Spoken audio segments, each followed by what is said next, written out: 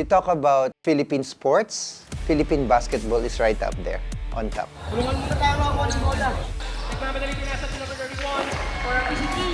Incomparable yung passion ng Pinoy when it comes to basketball. Yung passion natin sa sport na to is really so immense that we are looked up by other countries.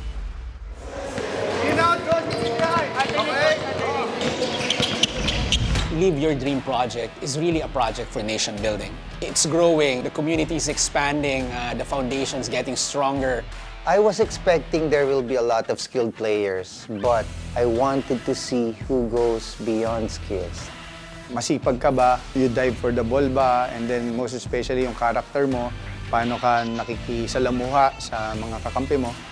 Lagi din nahanap namin kung paano yung attitude ng bata. Right character, being a player, and also being a Filipino.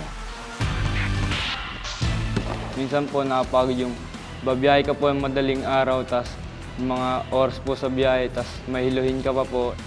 Nabalita ko nga pupunta sa Japan eh. Kaya siyempre, bilang lolo, proud ako sa kanya. Siyempre, di naman po may iwasan yung depression, yung pagod, yung pagka-homesick. Ang hirap po mag-sacrifice, lalo na kung nasa malayo kang lugar. Alam mo naman, pati mga kapatid ko, pati amang, mga pinisan mo, proud sa'yo.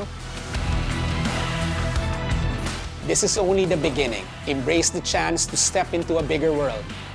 Learn to experience new culture and learn from styles of basketball and life you've never seen before. Your world is only as big as the biggest place you've seen.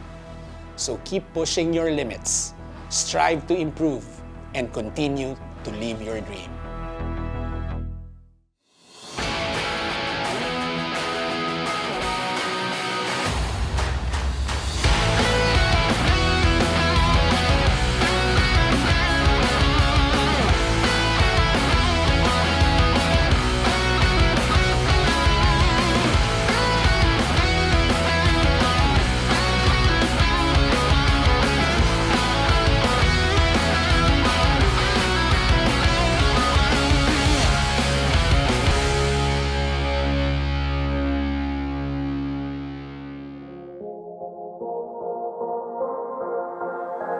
Live Your Dream project is really a project for nation building, using sports as a platform. And I think Mr. Ken Saito, the president of Pocari Sweat Philippines, when we talked about it, first we didn't plan it. Conversation was very spontaneous. He shared to me his dream of bringing kids to Japan through basketball. But then he said this, I want it to go beyond basketball. I want them to see that they can be better people.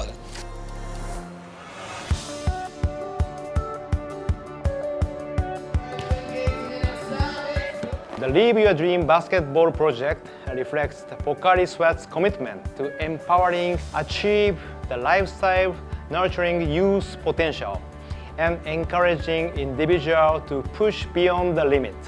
So it supports the dreams, sweat, and passion of young Filipino athletes as they pursue excellence in basketball.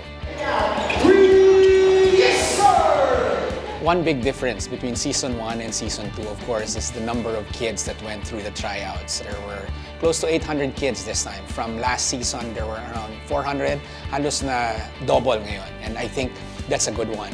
And we've also reached many places. This time, we identified 5 provinces in South and North Luzon, then had 2 tryouts in each province. So mas malawak yung nakaranas ng tryouts at the very least. And at the same time, mas maraming nakaalam na meron pala.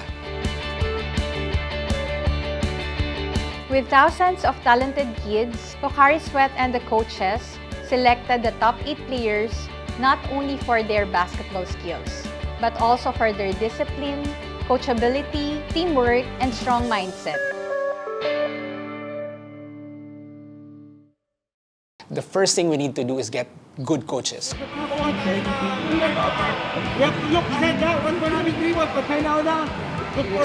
The way we chose coaches for Season 2, we involved the coaches of Season 1. They gave us names they recommended in the provinces that we identified. From those names, the core group selected it. And that's how the 5 names came up. We really got not only coaches, but culture builders. And I think this is what's, in a way, makes the Pocari Live Your Dream project a little bit different. In the Batangas tryouts, we had 2 venues, one in Batangas City and in Tanawan City. Overwhelmed kami sa naging outcome ng participation. Yung love ng Batanggenyo sa basketball, mararamdaman mo talaga. We were really looking for a kid who will stand out not only in his offensive and defensive skills. We look at a player that extend his skills in communication and everything else na hinahanap namin sa isang player.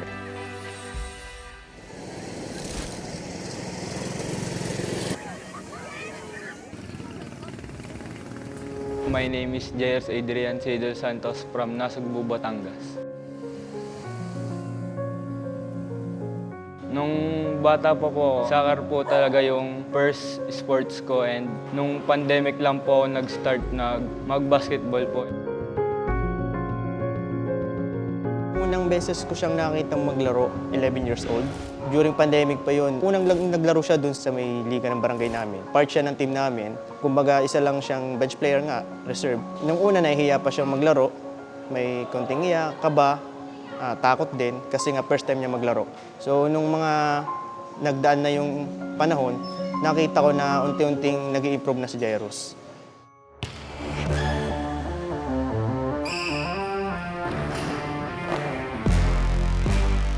Si Jairus, makikita mo siya ng sobrang athletic sa laro, sobrang disiplinado siyang player, hindi mareklamo, tapos yung energy niya bawat laro, sobrang taas.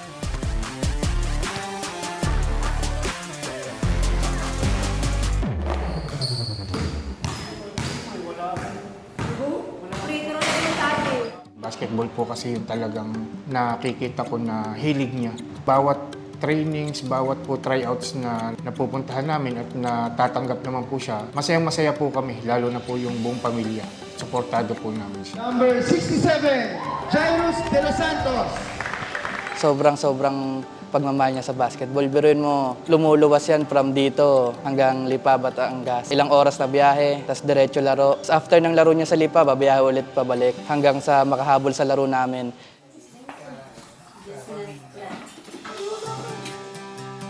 Kahit naman po nagbabasketball siya, with honors po siya sa school, napapagsabay naman po niya kasi sinabihan ko talaga siya na dapat pagsabayin niya ang ball at ballpen. Hindi pwedeng ball lang. Kailangan talagang kakayanin niyang magsakripisyo na kahit gabi na siya uuwi, galing basketball, kailangan gagawa pa rin siya ng gagawin niya sa school. Kasi po, sa school is, sila, parang star section siya. Kaya kailangan makasabay siya sa mga kaklase niya na maka-with honors pa rin siya. Sobrang proud nga po kami, hindi lang po siguro kami bilang magulang, pati po yung pamilya namin, yung mga kapatid niya, mga kaibigan. Kasi po nakikita nila na nagbubunga yung pinaghihirapan niya during trainings po. Natutupad yung pangarap niya bilang manlalaro. Masasabi ko is sobrang proud po ako kay Jairus. At napakabait pong bata ni Jairus, masunurin, marunong makinig sa magulang. Sobrang proud po ako doon. Maraming salamat po sa inyo sa pagpupush sa akin na mag-improve and i-boost yung aking confidence po. Tinutuloy ko po ito para sa pamilya ko and para na din po sa akin and para po mabigyan ko po sila ng mga magandang buhay. Mahal na mahal ko po kayo.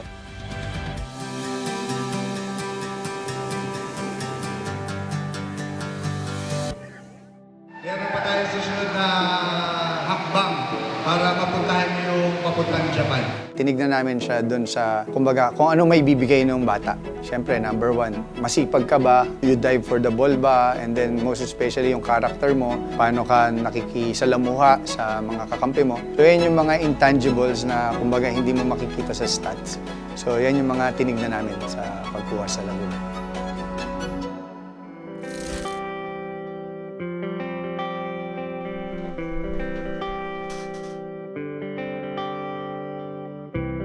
My name is Gian Alfred Argonza from Cabuyao, Laguna. Naalala ko dati nung 6 years old pa ako, tuwing napunta ako ng basketball court, may dala-dala akong bola. Tapos tuwing mag-uumpisa na yung laro, hindi nila ako sinasali, hinahiram lang nila yung bola ko. Ayaw pa nila mapaglaro sa akin kasi bata pa, maliit pa.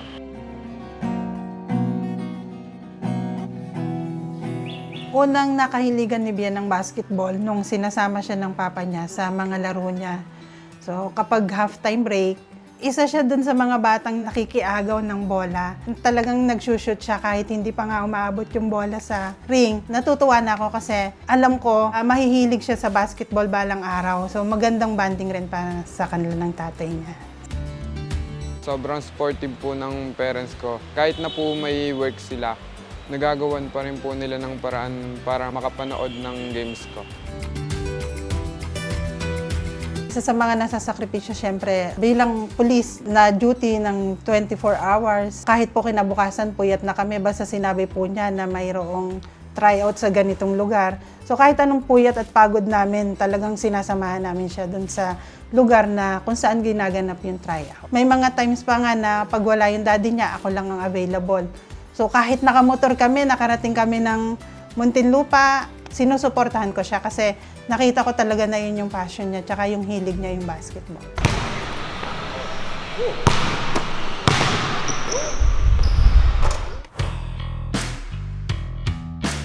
Dito po sa Buyaw Gym, dito po ako madalas maglaro at mag-training. Kaya importante rin po sa akin tong gym na to kasi dito rin po ako nanggaling.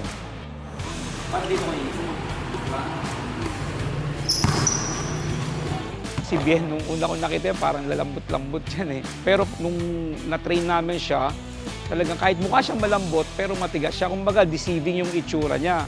Pag tinignan mo siya, parang hindi siya ganun magaling maglaro. Pero pag nakita mo siyang maglaro, he knows how to use his height. Si Bien, masipag. Halos hindi umaabsent sa training. Kasi marami kaming mga players dito na magaling. Pero pagdating sa training, hindi mo sila makikita madalas. Si Bien, from day one na nandito, siguro mabibilang mo sa daliri yung umabsent siya sa training namin. Kasi training namin is almost every day.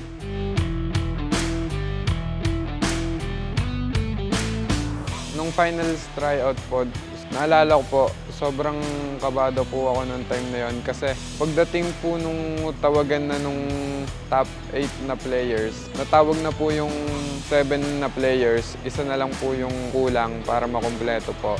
That time na 1, 2, 3, 4, 5, kumbaga naglo-lose hope na ako kasi 5 na eh. Then 6, 7, ganun pa rin. And then final time nung 8 na. Number 76, Alfred Argunza.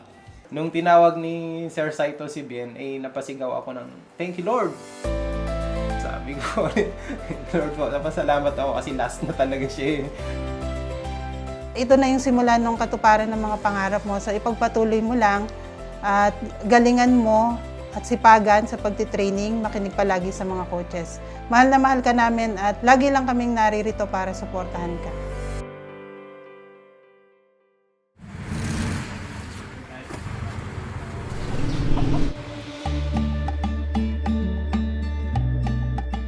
Ako po si Andre Lawrence Simonabat, taga Santa Rosa, Laguna. Ang mga naglalaro po sa pamilya ko at daddy ko at ang kuya ko, na-inspire po akong maglaro dahil po sa kanila. Naalala ko po nung bata po ako, si kuya po naglalaro, ako po nanonood lang. Dahil po doon, nagustuhan ko pong maglaro ng basketball. Sumali rin po sa mga liga.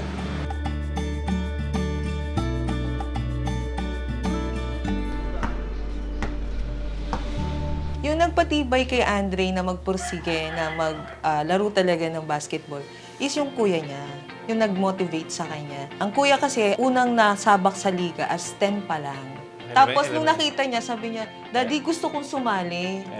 Oo, gusto ko sumali, but yet, bata pa siya. Sabi ng kuya, dadating yung time na ikaw makakasali ka rin. And then nakasali na siya by age of 10. Nung 10 and 12 na sila, magkasama na sila during that liga. And then nag-win po silang dalawa.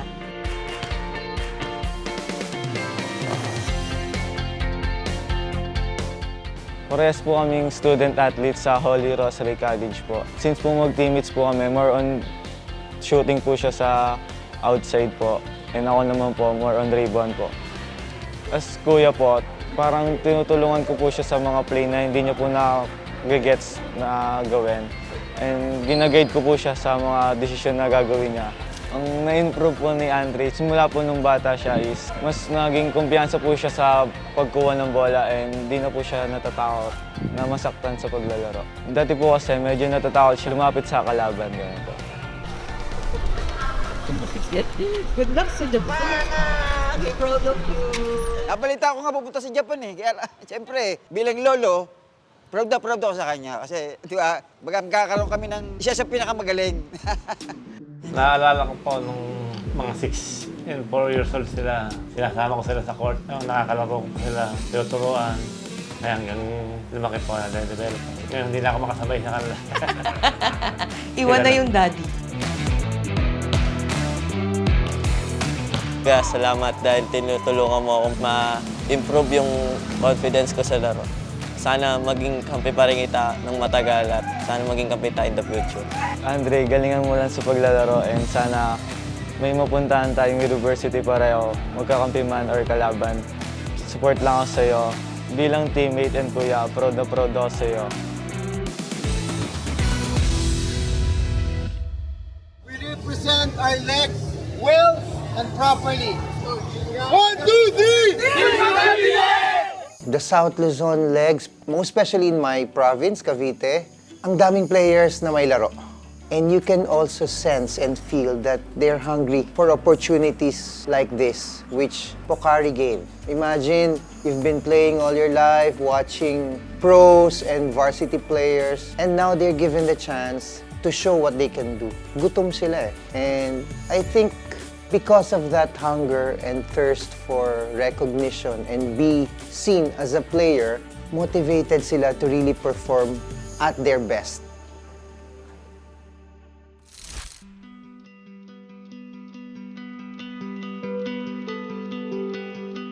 My name is Alain Michael D. Escobar from Bailen, Cavite.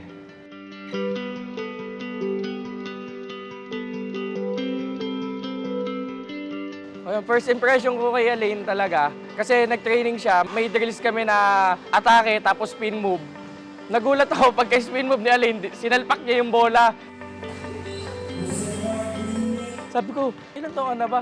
Sabi niya, 15 years old. Sabi ko, grabe naman yung mga bata ngayon.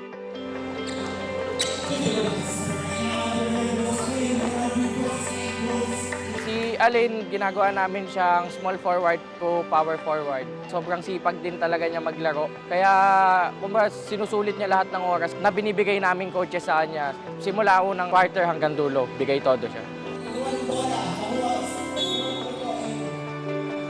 Na-realize ko nung time nung biyaya niya na ako na mag-tryout sa mga schools.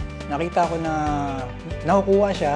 So yun, na-realize ko na hindi lang siya hobby para sa kanya. Sabi ko, siguro pagpatuloy natin to na. Pag nagsabi siya sa akin, Daddy, may tryout. So ginagawa ko, naglilib ako para lang masamahan siya sa tryout niya. Susuporta po sa akin ng mga magulang ko sa basketball. Lagi na po sila nanonood sa bawat laro ko. Lalo na po sa Pocari Finals nung nag-tryout sa San Beda. Lahat po sila ng lola ko, mami ko, daddy, si Nason, kapatid ko. Nanonood po sila. Nung mag-tryout siya sa Pocari, first tryout, syempre po, hindi naman po kami nag-expect ng makuha agad kasi sabi nga ng mga coaches na manalo-matalo, tuloy lang ang buhay.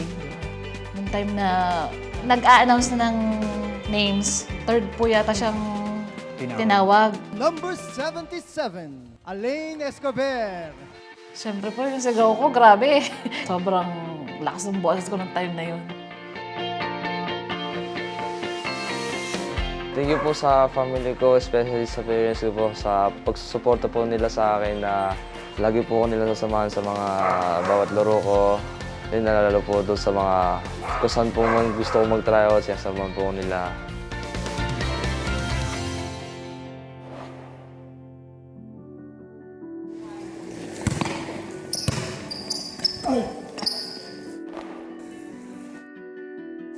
So yung nakita ko sa kanilang dalawa, sobrang close sila. Pagdating sa basketball, may chemistry sila pag naglalaro sa court.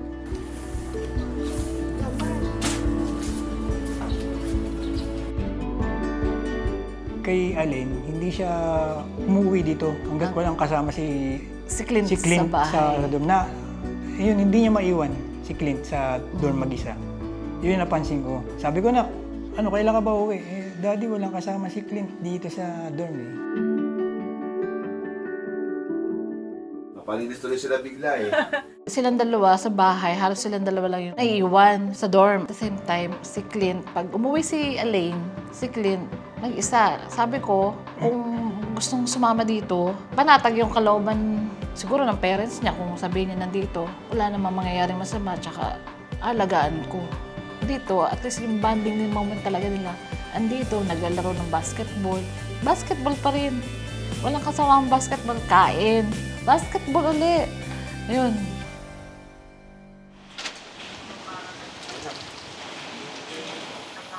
Una sa lahat, gusto ko magpasalamat sa buong may kapal dahil bigyan ako ng isang independent na anak gaya mo.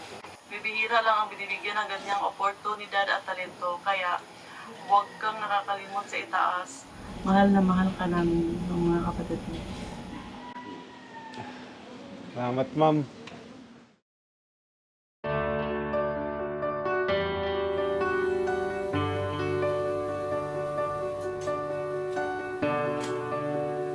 Ako nga pala si Clint Steven Guerrero from Dasmariñas, Cavite.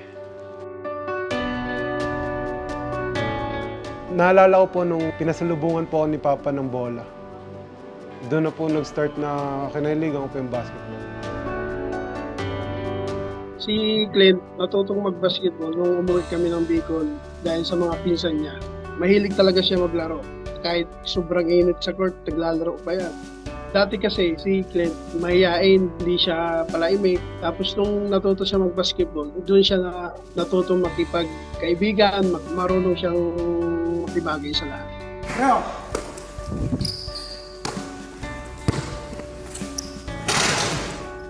Si Clint, siya yung literal na big man na pwede mong turuan na mag-adjust ng position. Nakitaan ko rin na marunong na siyang mag-dribble, may basic na siya ng dribbling, hindi na siya hirap. May future yung bata because I handle a lot of players pero dahil nga sa nakitaan ko yung kanyang sincerity dun sa training and nakakausap ko siya ng maayos, natuwa naman ako na gustong-gusto niya talaga maging player ng basketball.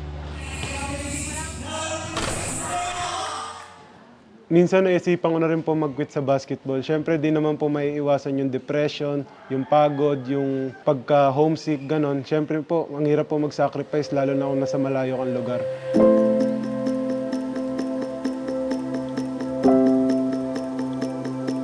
Kaya, mas pinagpatuloy ko lang po kasi meron po mga naniniwala sa akin. Pumukaw sa isipan ko at sa puso ko na yung pagiging independent ni Glenn, through basketball, naging matatag siya na mag-isip, na maging positibo para maging maayos yung kanyang buhay, especially yung pamilya niya. Nagulat ako kay Glenn nung sumali siya sa Pukari. Sabi ko, ibigay mo yung best mo talaga. Tapos nung time na final na, noon tumawag siya sa akin. Parang lahat ng sakit ng katawan ko naalis eh. Kasi siyempre, sino namang magulang ang hindi matutuwa sa kanya. Mag-isa lang siya dyan sa Manila. Puro lang video call lang kami. Yun lang. Kaya proud ako sa kanya. Merong tumawag na. Pa! Interview kami. Salamat pa. Nandito sa Papa. Mula. Hindi dahil sa inyo, wala ako dito. Basta ingat ka lagi dyan, ha? Ingat din po kayo. Basta gulang sa pangarap, saka mag-ingat lagi ikaw dyan. Kahit Opo. ilayo. Para sa inyo to pa. Bye-bye.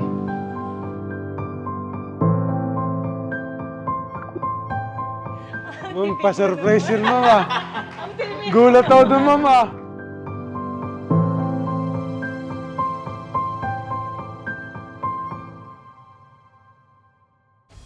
Next on the Live Your Dream Project, Basketball Edition, Season 2. May puso yung bata. Never say die yan. Sa school, training pa rin. Aral, training. Siya talaga yung main man ko pag kailangan ko ng score. Sa kanya po talaga ako umaasa.